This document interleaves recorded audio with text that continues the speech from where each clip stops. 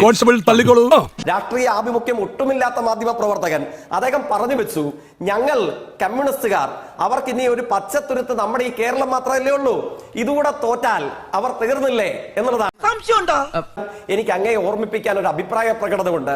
അത് എന്നെക്കാളും അങ്ങയെക്കാളും ഇതിഹാസ സദൃശ്യമായ പാണ്ഡിത്യമുള്ള ഡോക്ടർ പ്രഭാത് പട്നായിക് അദ്ദേഹത്തോട് ഇതേപോലെ പരിഹാസ്യമായ ഒരു പ്രതികരണം നമ്മുടെ നാട്ടിൽ മറ്റൊരു മാധ്യമ പ്രവർത്തനം നടത്തി. ഈ ഇന്ത്യയിൽ ഇടതുപക്ഷത്തിന് ഇനി ഭാവിയുണ്ടോ, whether there is any future left in India എന്നുള്ളതായിരുന്നു അദ്ദേഹത്തോടുള്ള ചോദ്യം. എന്തായിരുന്നു അദ്ദേഹത്തിന്റെ മറുപടി എന്നറിയുമോ? പ്രേക്ഷകരെ നമ്മൾ കേൾക്കണം.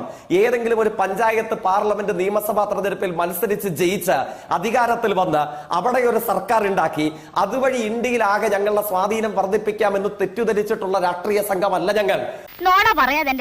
ഞങ്ങൾ ഇലക്ഷനിൽ മത്സരിക്കുന്നത് ഞങ്ങളെ സംബന്ധിച്ചിടത്തോളം ഞങ്ങളുടെ ആശയ പ്രചരണത്തിന്റെ ഒരു വേദിയാണ്. പഞ്ചായത്തിലും പാർലമെന്റിലും അതെവിടെയും വ്യത്യാസമില്ല. അവിടെ മത്സരിച്ച് അധികാരത്തിൽ വന്ന് ഇന്ത്യയാകെ ഇടതുപക്ഷ ആശയം പ്രചരിപ്പിച്ച് ഞങ്ങൾ അജയ്യരാകാം എന്നൊരു പരിപാടി ഞങ്ങൾക്കില്ല കേട്ടോ.